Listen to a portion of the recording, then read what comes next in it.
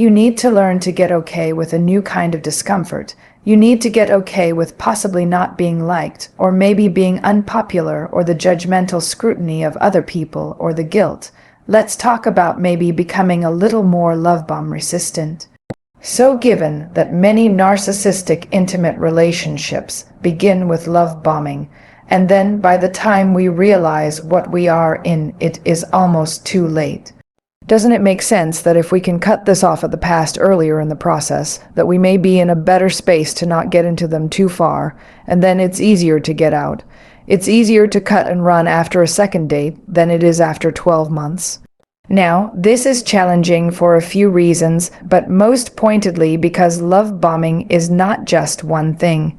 It can show up lots of ways, including, let's talk about this, grandiose love bombing, gifts, flowers, really cool, thoughtful early dates, extravagant gestures, taking a big trip as your third date, lots of what seems like generosity. They pick up the check at expensive dinners, etc. They may be attractive, sexy, up for anything fun, and again, that whole idea of a fairy tale. This actually is sort of the prototype of love bombing. Then there is obsessive love bombing. This can include some of the grandiose love bombing, but also be the constant sort of texting. Good morning, my queen. Good night, my baby. I can't stop thinking about you. That sort of stuff that's coming at you a lot. You feel someone is constantly thinking about you. The thing here is that there is little anxiety about how this person feels. As long as these obsessive texts coming in are coming in, you're confident that this person is into you. Then there's controlling love bombing. Now, this has some overlap with obsessive love bombing, but this also may include lots and lots of time together. And they may then also want or offer to do things like pick you up from work, or drive you to work, or drive you to school, or pick you up from school, or want to start spending every night together pretty early in the relationship, or it feels like they've kind of moved in after the third date, and they always want to know where you are. Hey babe, FaceTime me from where you are so I can see where you are. They're doing this because they don't trust you and they want to know where you are. They may try to convince you to spend less time with friends and family, like aren't I enough? Don't you want to spend time with me? I thought you wanted a relationship kind of nonsense. They may playfully express jealousy about other people. Say things like, I want you all to myself. You're so gorgeous. So yeah, I get a little anxious about those dudes you work with. That kind of stuff. Dangerous. Pay attention to this kind of talk. Once again, any anxieties about this person being interested, or will they ever text me back, or is there going to be a second date?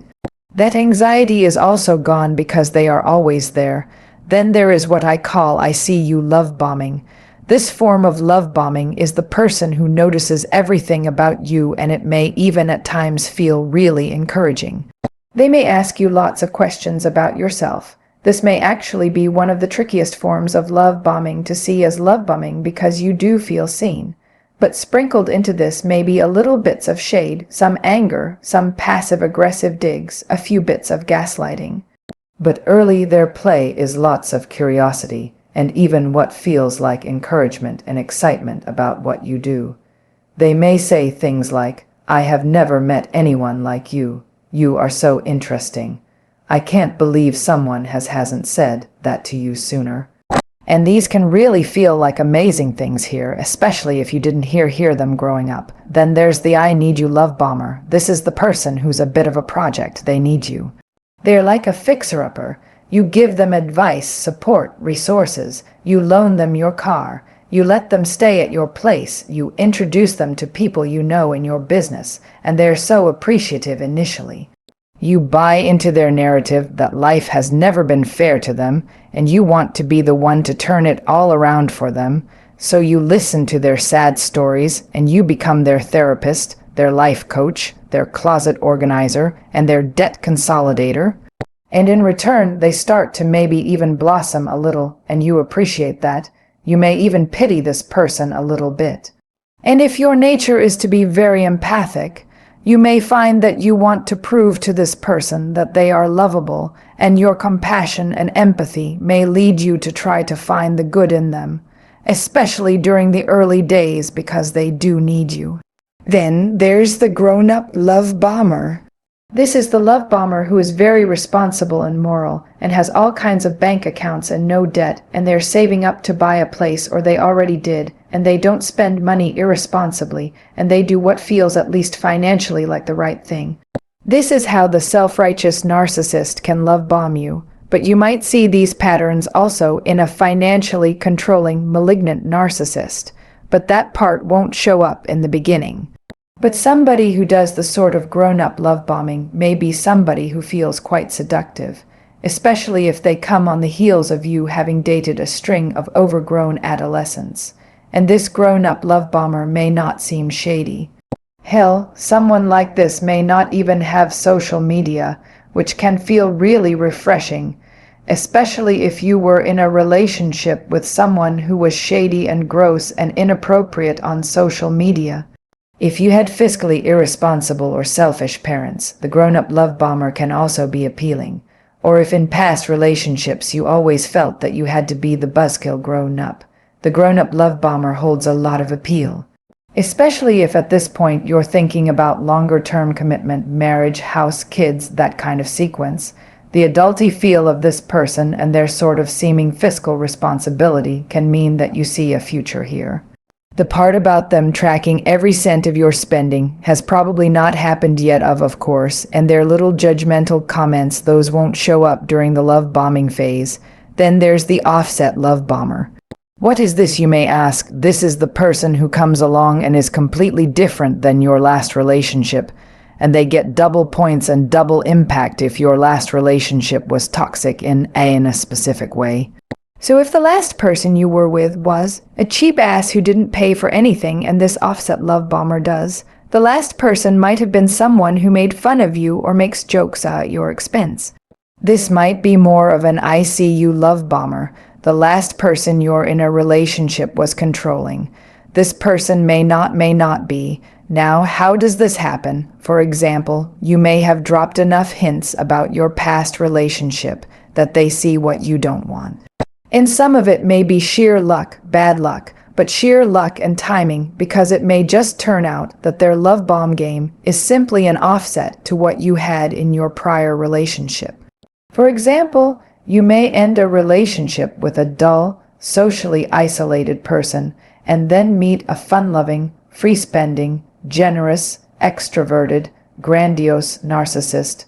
Initially, that's going to feel like a breath of fresh air. So, the offset love bomber isn't always just trying to get intel on you and then chameleon into what they think you want. Who they are may just be such a contrast to the past relationship that you are just so relieved that you go with it, and then they have love-bombing qualities, but those are absolute offset to what the last one was. These different love bombers play to different people.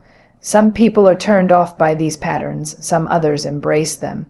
So, what can we learn from this, and about this, that we're not all uniformly love bomb vulnerable, but all of us are more vulnerable to one, or maybe two of these love bomb types compared to others. To become love bomb resistant, you not only need to know what love bombing and ideally what narcissism are, but you also need to do this second piece, which is really the key. You need to explore your own blind spots. I guess we could call them escatomas, right? A blind spot is literally where the retina meets the optic nerve. There are no rods and cones, so you can see no images there, right? But because we have two eyes, the one makes up for the other. And so here, how could we psychologically make up for a blind spot? Here's where the knowledge about narcissism and love bombing can couple with knowing about your so-called sort of psychological blind spots. You can already see the patterns, right? People with abandonment wounds are going to be more vulnerable to getting stuck with obsessive or controlling love bombers because all that will they call are they not going to call? That stuff's lifted. Folks who love a fairy tale, they might be putty in a grandiose narcissistic person's hands. Interestingly, narcissistic people, they themselves are also vulnerable to grandiose love bombing because they feel entitled to a fairy tale. That's how two narcissists can end up together. But we have to become aware of our core wounds and our core schemas, the stories we tell ourselves, about love, about relationships. We have to understand how we were shaped by our past relationships and what we may still be craving from childhood. For example, we may crave being seen or a person who actually shows up as a grown-up and is responsible. Remember, it's not your fault that you were love-bombed, and you can learn from your history to become more resistant to love bombing, to pay attention to the qualities that are more at risk of drawing you in. So much of this happens under our conscious radar because these are unprocessed issues that are being worked through in these relationships. Some people will fall for the love bomber because they say, "I love you," early enough in the relationship that after years of waiting to hear those words in other relationships, a grandiose love bomber dropping that phrase early on, or an obsessive love bomber dropping that phrase early on, can mean that they get a free pass for their bad behavior pretty early in the relationship. The hardest part of a new relationship is seeing the good, the bad, and the indifferent. The good stuff is risky because it may play on this whole love bombing trope. The bad can be glossed away, and that's how we can keep the relationship going. And ultimately, as I have said many times, we are attracted to narcissistic people because they are attractive. They are attracted to us because in our fashion, we are great supply, we're attractive. We may solve their problems. We may lack certain forms of power, for example, not have that much money, so it would be more difficult for us to leave and we're easier to control. Or we may have certain forms of power, for example, social status, which will make us better supply. The getting in isn't the issue as much as the getting stuck. I've said this many times because that's where issues like trauma bonding come into play. But to the degree we can also address the getting in by doing a sort of self-study on what core issues and wounds that we bring into a relationship, the more we can figure out which of these love-bombing patterns can do a number on us. Dating advice rarely entails doing a deep dive on your schemas, narratives, wounds, traumas, and past relationships, but it makes a lot more sense than checklists and knowing what we want in a partner. You better know who you are first, because understanding some of this can help you understand why a controlling, emotionally harmful person was able to get such a toehold in your life, or that a person with Excel spreadsheets of their financial goals seemed hot. When we understand how these old demons come out to play for us, we may be able to open our eyes and those blind spots to the bad patterns as well. And we learn that the spreadsheet or the good morning texts are what they are, but that the gaslighting or the manipulation or the judgment or the betrayal are never okay. And there is no picnic on the beach, no 20-year plan, no good night text, no Instagram perfect relationship that can be an offset to being made to feel not enough in a relationship. Doing these deep dives with ourselves allows us to be honest with ourselves and ultimately to become more narcissist resistant. Good luck, and remember, love bombing ain't always a good time. Sometimes fairy tales look a hell of a lot different than you think. So here's a question for us to think on. Has all of us learning so much more about gaslighting made the world a better place? Now, someone on my team put this question to me, asked me the basic question, is the world better off for knowing about gaslighting? I asked her what she thought, and her feeling was yes, and I thought about it and I agreed with her, but with a little bit of a disclaimer. But she is sort of right, and I'm not even sure I would say the world is a better place than it is a slightly wiser place. Once upon a time, the word gaslighting, even I'd say 15 to 20 years ago, that word gaslighting was something that was maybe used by therapists, old movie buffs, some philosophers, and a few journalists. In fact, you can even pause the video in a moment when you think about it, but take a moment and think about the first time you heard this word gaslighting. When was that, and what was the context? How did it affect you? I know for me it was about 30 years ago when I was in therapy, and my therapist used the word, and I had never heard it before. She was applying it to a family situation, in a relationship situation I was in. And while I intellectually got it, it took me It took me a long time for me to fully get what it meant. I wasn't ready the first time she taught me about gaslighting. And it would be many, many years later, when there were more books and information about how this dynamic shows up in relationships. Once upon a time, that kind of education didn't exist. So in the past 10 to 15 years, as social media has given us very different kinds of platforms to talk about relationships and mental health, and of course narcissism in a very different way, we are hearing this word gaslighting used much more often. And as the political climate not only in the United States, but around the world has shifted and become more polarized, and media has also become more siloed, we also see that this term is getting more and more popular use. And people are actually more aware in real time, or maybe right thereafter, when they are being gaslighted. And I personally think that that awareness, that's a good thing. I don't think it's a good thing that we're seeing more of it, but it's a good thing when you're aware of it. When you know you're being gaslighted, especially as it's happening, initially it sucks, but ultimately that knowledge becomes your salvation. For the longest time, people were gaslighted and they didn't understand it. So people who had less power in their relationships, or were more subordinate in their jobs, or in their companies where they had awful bosses, or had a narcissistic or toxic parent who controlled them. They were made to feel smaller and more foolish and dumb, and whatever in their narcissistic relationships because they didn't have the language to understand what was happening to recognize, oh, this is a maneuver that my reality is being denied so they can dominate and dismantle. We didn't know. And interestingly, even though the film Gaslight came out in the late 1930s, translating that dynamic of gaslighting from in that film into what was actually happening in people's relationships back then wasn't a thing. The film was just being viewed as a sort of psychological thriller, and not what people believed was actually happening in people's lives, which then it was a lot. Now, with more and more people now acutely aware that they are being gaslighted in real time, like in the macro, that is a good thing because I definitely think it uncrazies people. It lets them pause and say, whoa, whoa, whoa, that is not what I said, that is not what I did. And as people learn more about it, they learn all of the various maneuvers that comprise gaslighting, including things like deflection or blame shifting, playing the victim, all of it.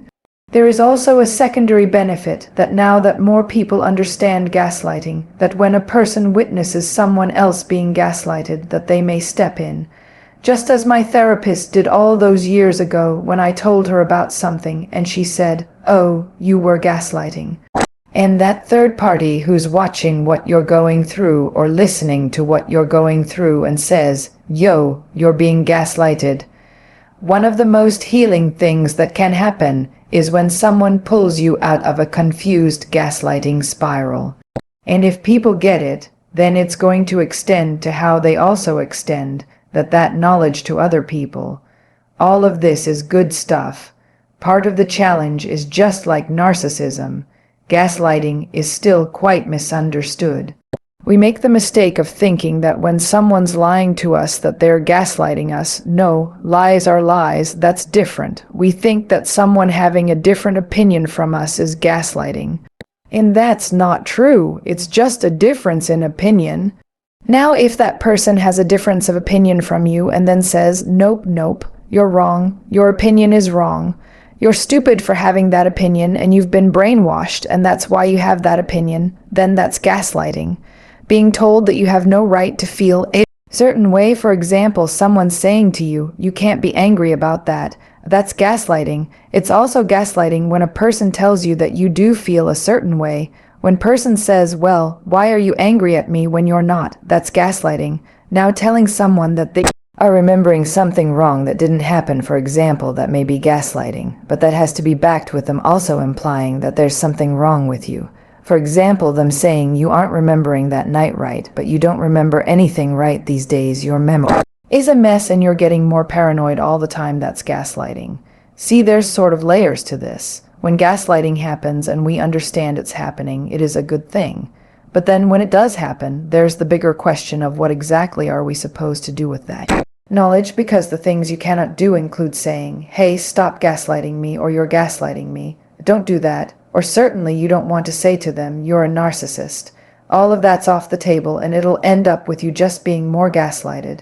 What you can do is pay attention. If someone gaslights you and it's the first time, you can try what I call the healthy response, which is really a bit of a test, and say something like, it depends on what their nature of their gaslighting is, but maybe say something like, hey, I think we're having different experiences here, or I am angry. It's how I feel now. I don't need to provide evidence for my feelings, or please don't tell me how I feel. I'm happy to share with you how I feel if you ask me. Those kinds of things, sane sorts of feedback. Now, if you're truly being toxically gaslighted, like narcissism level stuff, that other person who's gaslighting you will double down. They might make fun of you, roll their eyes, be dismissive, and say something like, well, your memory is wrong, or your recollection is wrong, or your experience is wrong. And when that happens, when the gaslighter gives you that kind of pushback, that's it. Now, you know for sure you are dealing with a gaslighter, and no, you cannot remediate them, you cannot educate them, you cannot teach them. You have to change how you interact with them going forward and recognize that this is what they do. They gaslight. At the core of it, gaslighting is a power move. It's a way for gaslighters to exert their reality and dismantle the person that they are gaslighting. This gives the gaslighter more power and control and leaves the other person in the relationship confused and self-doubting. Do some people gaslight when they're defensive or when their back is against the wall? Sure. But then if they're not narcissistic or this is just a one defensive maneuver thing, if you give them a chance the first time they gaslight you and they double down, then you know this is more than just defensiveness, right? But if they're actually willing to hear it out and step back, maybe it's not. Sometimes people will gaslight from a place of self-protection and not a place of dismantling. You caught them in a lie or you caught them in something bad and they want to still find their self-preserving out. So they lie to the very end when they finally cop to it. Right, I am a firm believer that knowledge and education are power, especially when it comes to toxic relationships and understanding gaslighting and narcissism and manipulation and future faking and betrayal and all of it. It isn't meant to make life into an us versus them. It isn't meant to result in you going no contact with everyone you know. Knowing this stuff is meant to help you become more discerning, to engage with people differently, to be more careful with people who aren't entirely psychologically safe. It's less an indictment of the other person than it is a fortifying of your own reality. And if more people getting it means that maybe more people will be able to dodge toxic relationships earlier or stop wasting time in that tango with toxic family members, then fantastic. It can mean getting back or never losing lots of wasted time and broken hearts and just feeling crazy. So sure, maybe the world understanding and getting gaslighting makes it feel like a more precarious place, and sure, some people misuse it. But when you do get it, when it's happening to you in real time and you do get it, you have a moment of clarity and sanity that is often exactly what gaslighting takes away from us. I'm going to be honest with you. I'm always making this suggestion to you, but I'm aware that it's not so easy. So why are boundaries so hard to set, especially for people who are in any kind of narcissistic relationship? I know that some of you hear this guidance, or many of you hear this guidance, not just from me, but from everybody who talks about toxic relationships, that one of the most important tools in managing narcissists is boundaries. Honestly, it's one of the most important tools in life. But if you can master that, then you got your narcissist all figured out. So if it's so simple, then why is it so difficult? There are two simple reasons that boundaries are so hard to set. And interestingly, they are also part of the reason you got stuck in a relationship with a narcissist in the first place, and why you remain stuck in it for a very long time. What are these two reasons? Number one, you are worried about other people's reactions and what other people will think if you set a boundary. Your fear is if you set a boundary, people will not like it. They're going to think that you're not a very nice person. Even people in your life who are not narcissistic. Let's view it simply. In the most simple version of a boundary, what is it? It's about saying no. It's about not giving in. It's about not giving up too much, not agreeing to something you cannot do, not agreeing to something that makes you uncomfortable, not overextending. Think of the last time, really think about the last time you set a boundary. Share it in the comments if you want. What was that boundary about? I know for me that the most recent boundary I had to set was a few days ago, and I had to say no to something. It was very uncomfortable, and I know I let someone down. But on that day I happened to be exhausted, and I knew I was kind of burned out, and the person asking me of this thing I needed to do was incredibly entitled.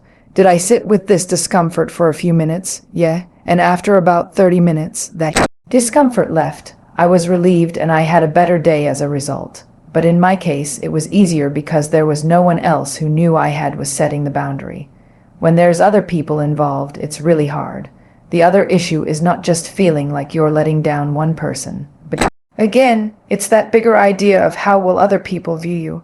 There's often the concern that other people will either view you as lazy, or as a flake, or as not a team player, or just that anxious feeling that people are not going to like me because I set a boundary. That concern that you will be judged harshly is why so many people keep giving in to doing too much, usually for the toxic people who just keep asking for more. There is an ancient quote by Lassu who said, "Care what other people think, and you will forever be their prisoner." That quote could not be more true when it comes to setting boundaries. We are never fully going to live in a world where we never care about what other people think, but we tend to put too much importance on that when it comes to boundary setting, and then we don't end up setting the boundaries. And finally, because so many people out there feel like they are not enough, they just keep doing and doing and doing for other people, thinking that there's a point they could reach where they'll feel like they're enough. They can fix that. It's never enough for other people, especially for narcissistic people. So, feeling like you're not enough, that's on you to address. Doing stuff for other people ain't going to address them. The big issue here is that these very qualities in ourselves are caring too much about what other people think, being afraid of letting other people down, feeling like you have to keep rescuing or doing stuff other people, feeling like you're not enough, not liking the feeling of letting other people down, is literally exactly part of what made you so vulnerable to a narcissistic relationship. And perhaps found it so hard to get out, or maybe you're still in it. Toxic people take and take and take. They don't have the empathy to care. They're deeply entitled. So they're never going to stop and take stock and wonder if they are asking too much of someone. In fact, it's more likely that they simply view you as a convenience, an object to fulfill their needs, so they aren't going to wonder if they are asking too much of you. And if you care what they think and never set a boundary, then you will be living life as a bottomless well that keeps serving their needs. You're the only one who can stop this cycle. That's a boundary. The second thing, what is it the second thing that makes it so difficult to set boundaries? It's guilt. This relates quite strongly to the first point, but guilt is the idea, and there I should say the emotion associated with the feeling that you've done something wrong. And in this case, you've done something wrong by saying no, or that you can't or you won't do something, or simply you don't want to do something. Guilt, about saying no, is how people double down on all of this stress. But guilt is one of the strongest glues that keep people in any kind of narcissistic relationship. I feel guilty I didn't visit my mother, even though she's always criticizing me. I feel guilty I am not more supportive of my partner. I feel guilty I didn't give my son the ride he asked for. I feel guilty I didn't sign up to do the extra evaluations at work. Guilt is very uncomfortable, and we don't like it. So many times it is easier to give in and the visit to your mom and have the same time-wasting conversation with your partner, or give your son the ride, or do the extra work, than to set the boundary and endure the discomfort of the guilt. Many of us were taught from an early age by either watching parents in a dysfunctional marriage, or just by how your dysfunctional family system worked, that to not go along to get along meant that you were the problem, that setting a boundary was simply not an option. It was highly in-shed, and nobody was setting boundaries. We actually do a terrible job at teaching kids to set boundaries in a healthy manner. Now, obviously, there are some things that they need to do. We all need to do. They need to do their chores. They need to brush their teeth. They need to fulfill their school requirements or make their bed, but go beyond that. Sometimes we force kids to play with kids who make them uncomfortable, or do extra activities like sports that they don't want to play, or instruments that they don't want to learn because the parent wants them to play the sport, or be friends with their friend's child. The child may not want these things, and that child may not feel that he or she can say no. If the child finally finds the courage to say no, they will often face a world of guilt and hurt from a narcissistic parent. After all I do for you, you just won't play soccer or spend time with me or spend the entire weekend with the family, even though of course the damn family is scapegoating this child. The child doesn't learn boundaries or is guilted for setting them. So you can imagine that that association of guilt and boundary will then stream into adulthood. The reason that learning how to set boundaries, especially with manipulative and narcissistic parents, narcissistic people, I should say, is so difficult is that you need to learn to get okay with a new kind of discomfort. You need to get okay with possibly not being liked or maybe being unpopular or the judgmental scrutiny of other people or the guilt. Assuming that your boundaries are appropriate. For example, you aren't saying, hey, I'm coming to work, but I'm not going to do what you're paying me to do. Well, obviously that's not going to fly. But assuming that you're setting boundaries in reasonable ways, not taking on extra work you don't have the time for, or going to places where you will be facing criticism or gaslighting, or just not wanting to do something optional because you're exhausted or simply just want to attend to other caregiving duties you have at home, then it's about understanding that setting boundaries sets a tone. The key, and this isn't always possible, especially with parents or siblings or relationships you didn't choose, is to do the boundary setting on the front end. But since most of you watching this are already fully mired in your narcissistic relationships, this becomes about starting to set those boundaries now today, to start learning to get okay with the discomfort. I got to tell you, you're choosing between two evils, two difficult situations, but one of them may just be a feeling that you're constructing for yourself, that discomfort that if I set this boundary, nobody's going to like me. If the people you know or work with or whatever are able to reject you that quickly just for setting a boundary, they really aren't that healthy for you. And in fact, you may be doing the thing that other people are not comfortable doing, which is setting that line. And if they're willing to dump you, well then they really weren't that in the first place. Boundary setting can also be more difficult if you are not empowered in a given situation. For example, as a function of race or the amount of money you have or gender or some other status that disempowers you. Boundaries are often a privilege of the privileged, but there are a million small ways you can still set them even if you lack that privilege. Give yourself permission to leave when a conversation becomes taxing or mentally cut out, and go to some happy place in your mind. Use your silence as a boundary. Gray rocking is also a form of boundary. Disengaging is a form of boundary setting. This can be in million small ways that you do this. So I'm well aware when I say, hey everyone, here's a thought for managing a narcissist. Just set a boundary. That may very well set off a whole series of uncomfortable psychological experiences for you. It's not as easy as just saying, no, I'm not going to do that. It's a trade-off, but in the long term, getting comfortable with your own discomfort can end up being far better for your mental health than a lifetime of just giving in to entitled and difficult people. Try it in a small way this week. Try one little boundary and see how it works out for you. Again, it's often baby steps. You may have been not able to set boundaries for a lifetime. Rome wasn't built in a day. And you're not going to build huge boundaries in a week, but you can start somewhere. As someone who just had to set a very uncomfortable boundary in the last 48 hours, I got to tell you that discomfort. It hits your heart. It hits you right here. All those old voices hit you. But if you give yourself a minute, you'll see that discomfort doesn't kill you. And then there's a new feeling that floods you, which is relief. That, oh my goodness, I feel really relieved that I did not agree to do that thing that's just going to leave me feeling resentful and frustrated. How do you become more Hoover-proof? Hoovering is something that often, but not always, happens in toxic, narcissistic, or other forms of unhealthy relationships. Hoovering merely means getting sucked back in after a breakup or a betrayal or some other pause in the relationship. Hoovering specifically refers to a sort of love bomb part 2 or part 3 or part 4 or part 5 with a fair amount of future faking thrown in. Hoovering is usually initiated by the narcissistic person, but in some cases, the person who was hurt by the narcissistic person may initiate the hoover by sending something like a birthday text or a you won't believe this text to see if they can re-engage because they still haven't resolved their feelings about the relationship.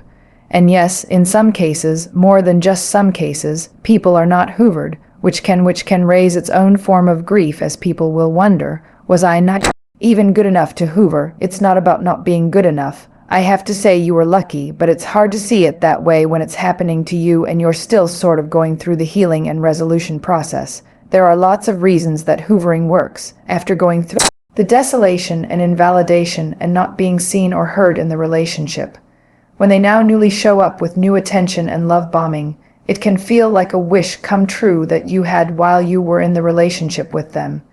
It can stoke that hope of change or the fantasy of a second chance. Hoovering may also work because it can come after a period of loneliness, after the breakup with the narcissist, or when you might have slid into a period of euphoric recall.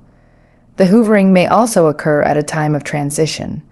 For example, maybe you got into a new relationship after the break or breakup from the narcissistic relationship, and then the narcissistic person shows up again, and it really comes down to a case of the devil, you know, right? Some people even make the mistake during the hoovering phase that you will finally get your chance to lay it all out to them. Share your feelings about what happened in the relationship. Share all your grievances with them. Probably won't work. If you do that, you're more likely to face down more gaslighting or at the very least some manipulative.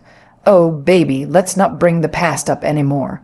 I am committed to you as a new person. That kind of nonsense, right? Hoovering can also be part of a fishing expedition. Remember that control is a key part of the narcissistic relationship dynamic. So for the narcissistic person, it is the question of whether they have the power to reel you in. Again, it's about the game, not you. While we often use the term hoovering to talk about romantic relationships, and that's probably where it most applies, it can also apply to family relationships. You may go no contact, and a family event like a wedding, funeral, or family illness forces people back in touch and back in contact with you, and you kind of get pulled back in, or a beloved family member wants to see you and the other folks are there, and it all starts up again. They are not going to turn it off. What can hoovering look like? Well, remember, hoovering can look like a text or email that kind of comes out of nowhere. The more surprise, the more shock surprise value it has, the more powerful it is as a hoover. It could be a randomly running into them somewhere and then starting up the conversation again. And like I said, by the way, this may not be as random as it seems. A DM or a post on something on your social media. It can look like an attempt to reach out to you through someone else you know. That's sort of a triangulation kind of a hoover. It could be a long letter where they pour it all out and tell you everything you wanted to hear while you were together.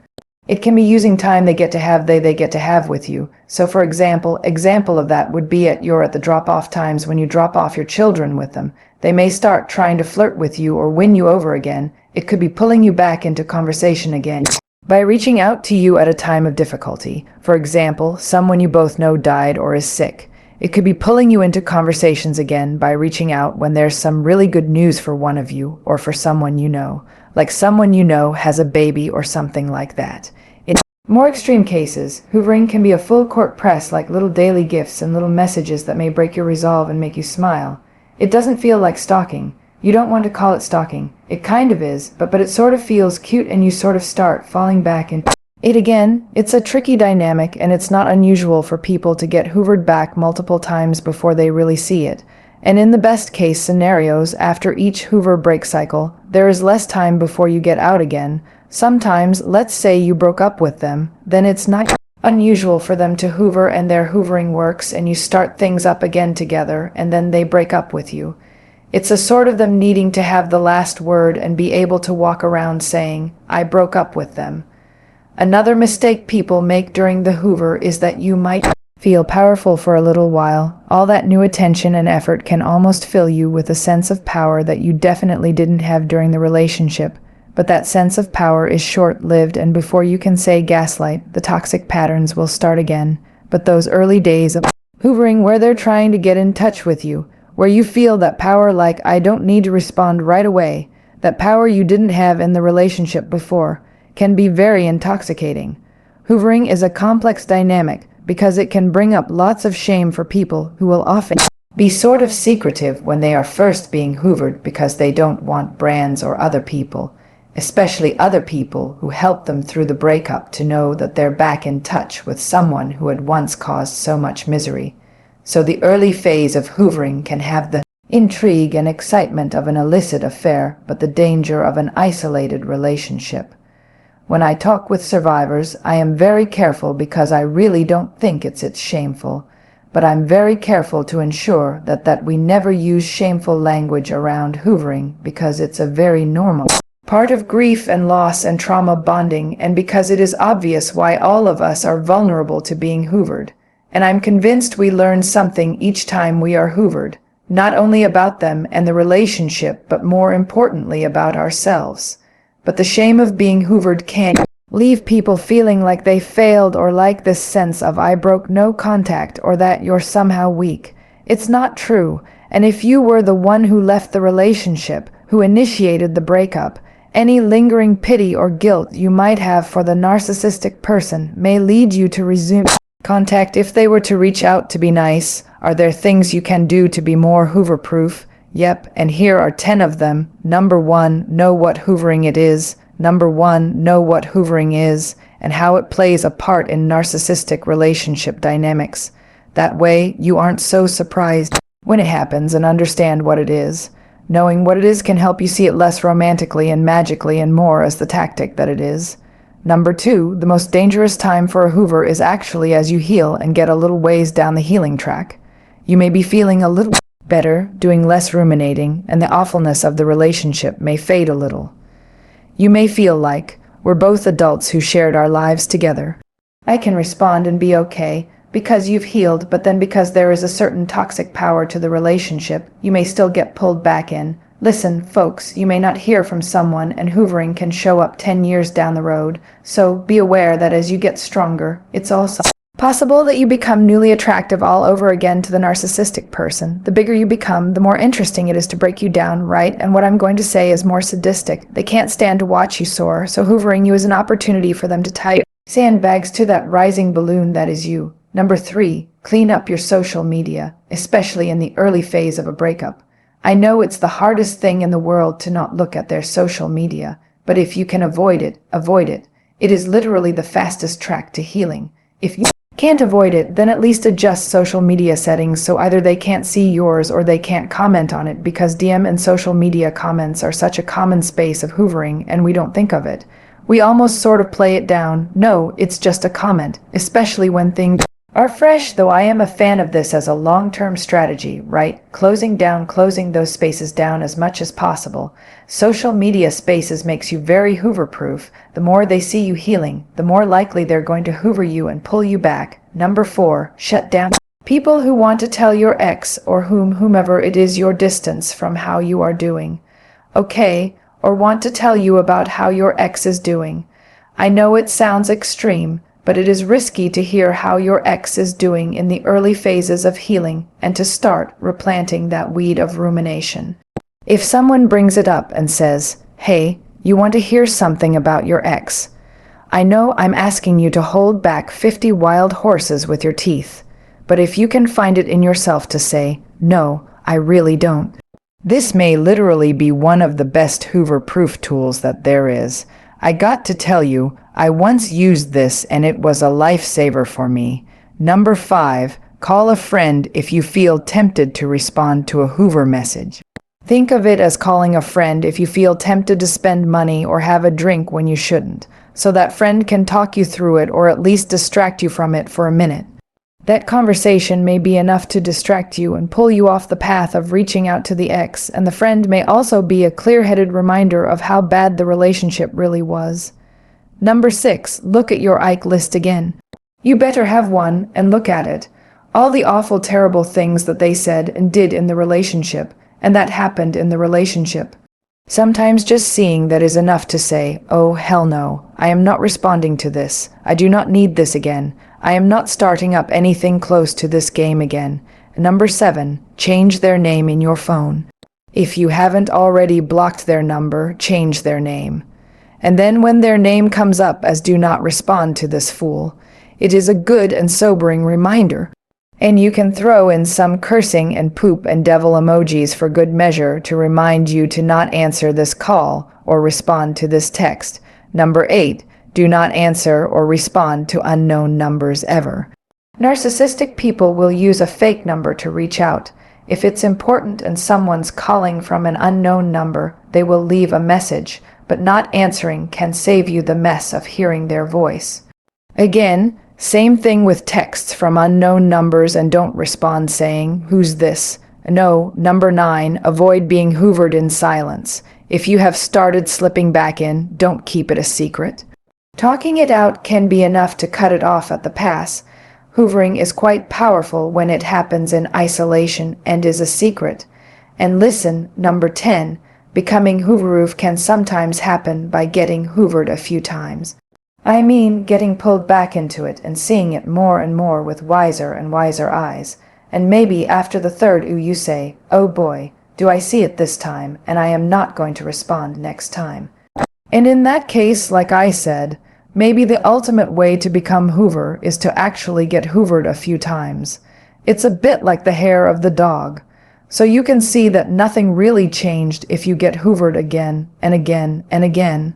So the key is, if you are going to get hoovered, keep your eyes wide open, because that may be the ultimate way to become hooverproof. Thanks again.